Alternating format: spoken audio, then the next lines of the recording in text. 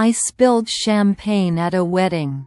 And I had no idea that this is how the most important stories of my life begin. He offered napkins instead of promises. I laughed instead of walking away. And something quiet, warm, and real appeared between us. This is a story about love without rushing.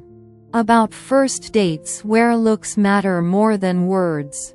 About small arguments that teach you how to stay. About a wedding where laughter matters more than perfection. And about years later, when love doesn't grow louder, but deeper. Sometimes fate doesn't shout, it whispers. And if you listen closely enough, you can find home in someone's hands. Love Stories Max. Welcome to my channel. Enjoy watching, friends. When love takes its time. I always thought that at weddings people either fall in love, overeat, or cry in the bathroom. I was planning on the third option.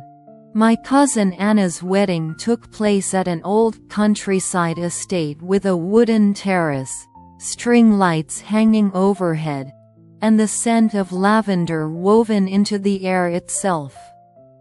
Anna was the kind of person who could plan a wedding so perfectly that even rain would look like a deliberate special effect. I was not that person.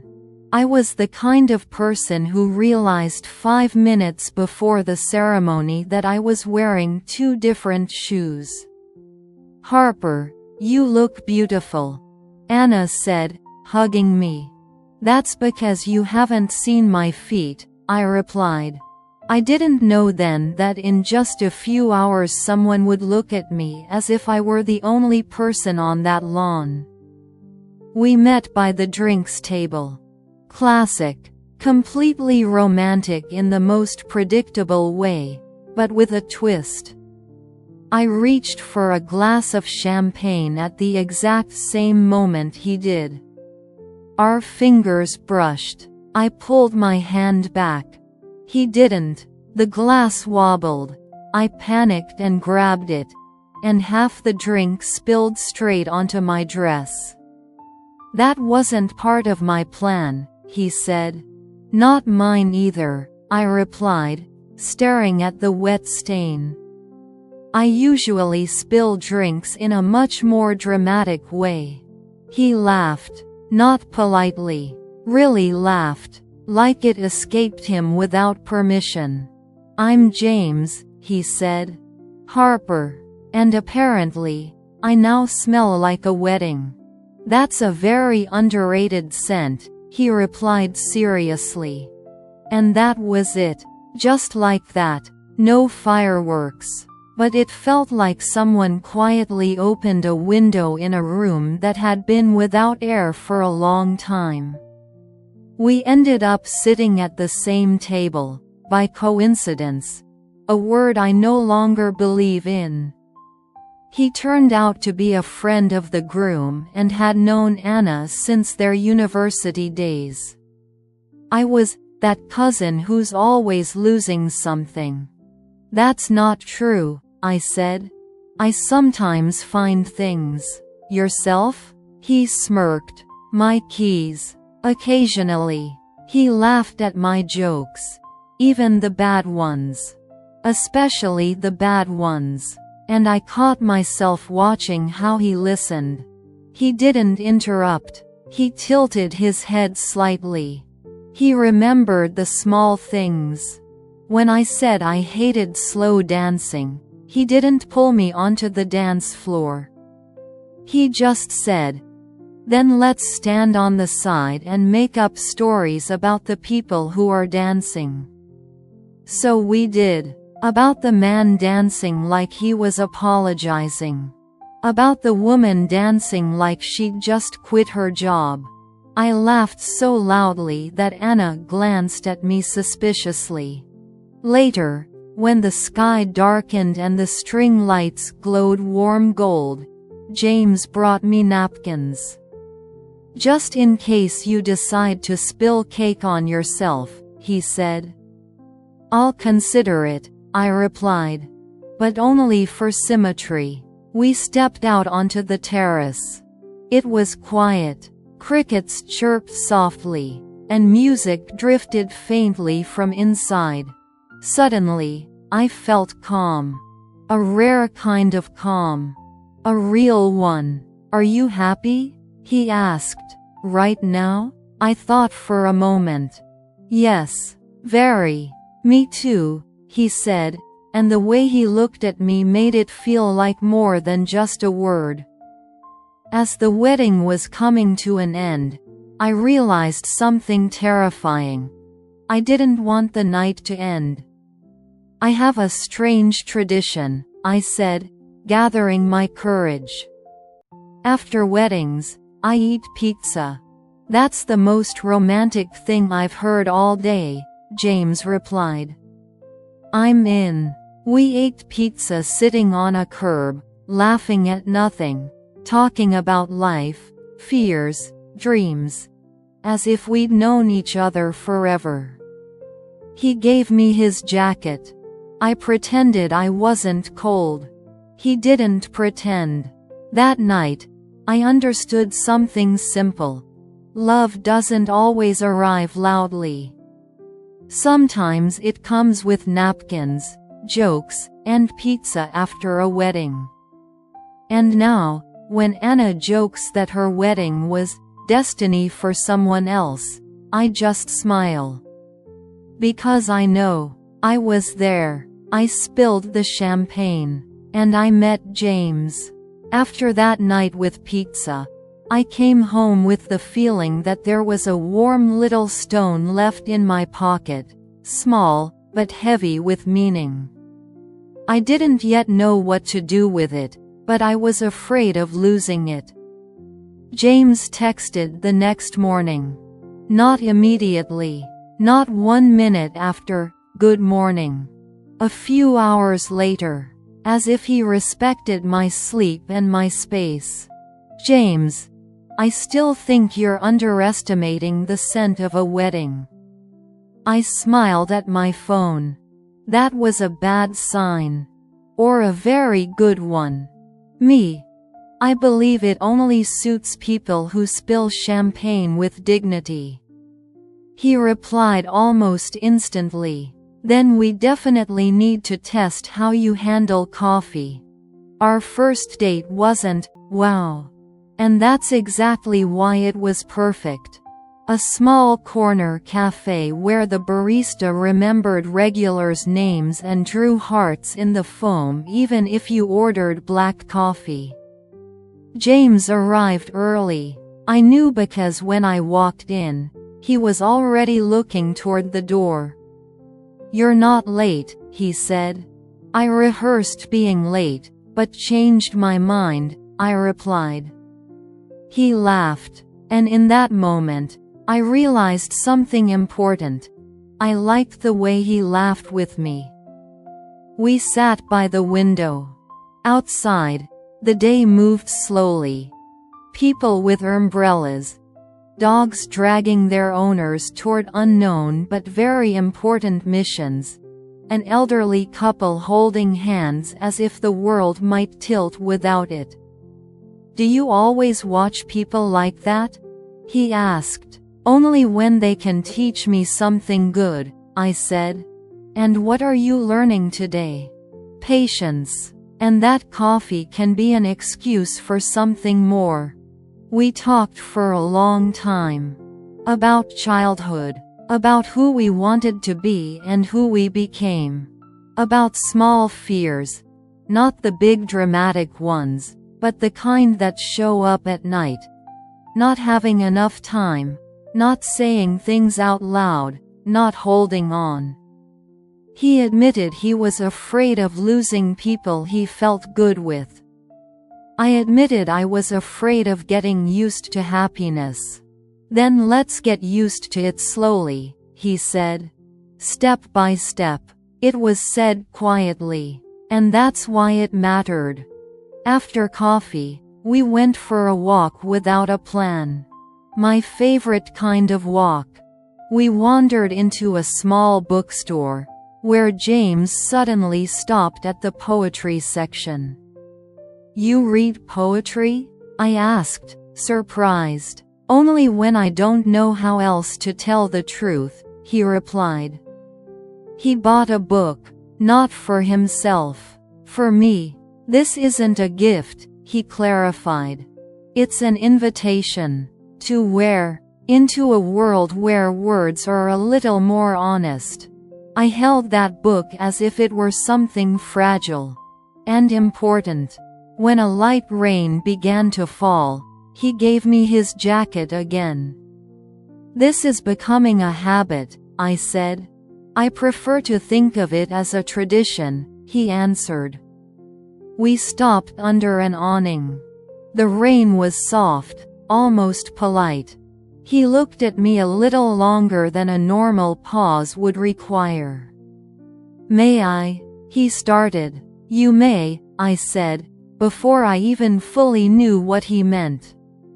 The kiss was simple, unrushed, without fireworks, but with the feeling that the world had quietly agreed with us.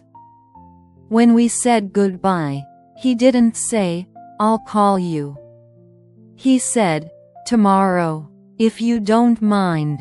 "I'll only mind if you don't," I replied.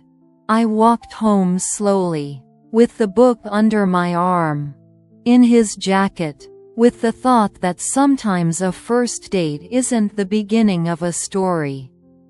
Sometimes it's the moment you realize you're already inside it. A month had passed since James became that James. Not the guy from the wedding with pizza, but my James. A month is long enough for shared habits to appear, and short enough for them to start being mildly annoying. We saw each other often.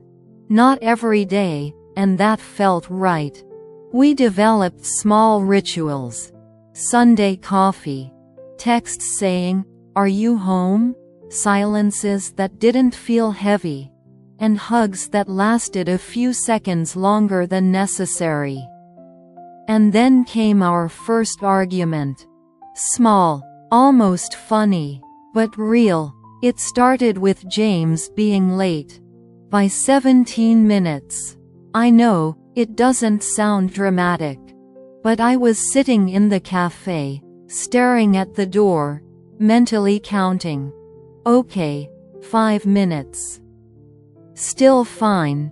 10. Alright, now this is personal. When he finally walked in, slightly out of breath, wearing a guilty smile, I stayed quiet. "You're mad," he said. "I'm thinking," I replied. "That's a dangerous pause," he sighed.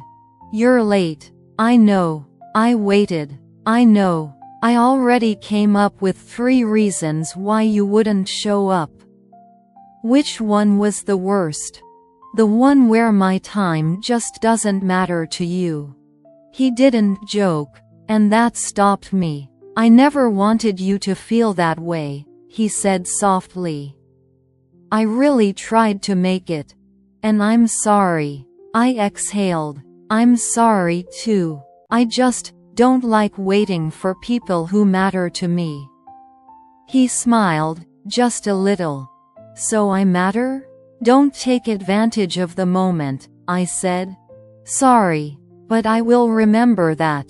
We laughed. The tension melted as if it had never been there. Later, he brought me a croissant.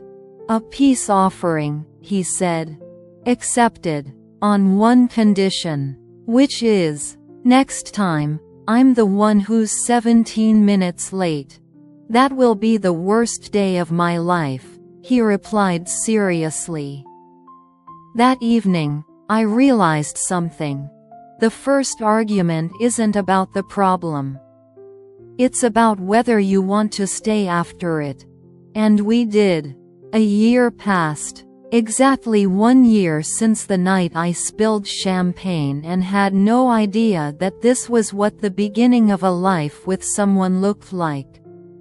Our wedding was not perfect.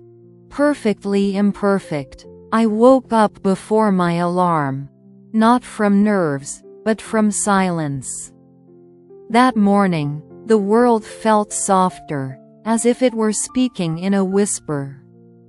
I sat by the window with a cup of coffee, thinking about how I once feared getting used to happiness. Now, I feared only one thing: forgetting to be grateful for it. My cousin Anna stood by the mirror, crying. "Hormones?" I asked. "No," she said. "It's you. And the fact that I'm organizing another wedding, but this time without control." I laughed, and suddenly realized I wasn't nervous. I was ready. James was waiting for me in the garden. The same string lights hung there, the ones from Anna's wedding. He insisted on them. "A full circle," he said. "For luck, for memory," I replied. When I reached him, he whispered, "You smell like a wedding again." "You noticed again," I smiled. The ceremony was simple. No extra words. Just looks that said more than speeches ever could.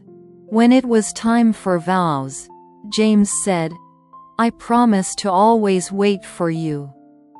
Even if you're exactly 17 minutes late."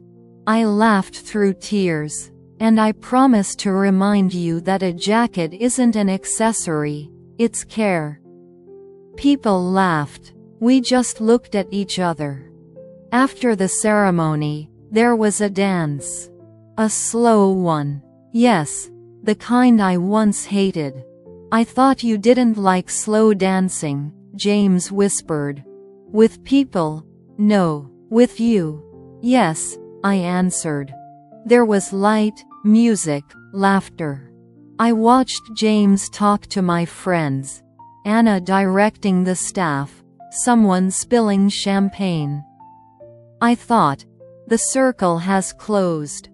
Our first evening as husband and wife was quiet. We walked into our apartment, still a little empty, boxes everywhere, a blanket on the floor, pizza on the kitchen counter. "Some traditions should be protected," James said. We ate pizza sitting on the floor. I was wearing his shirt. He was barefoot and happy. "Is this it?" I asked. "No," he said. "This is just the beginning." Our life together began with small things.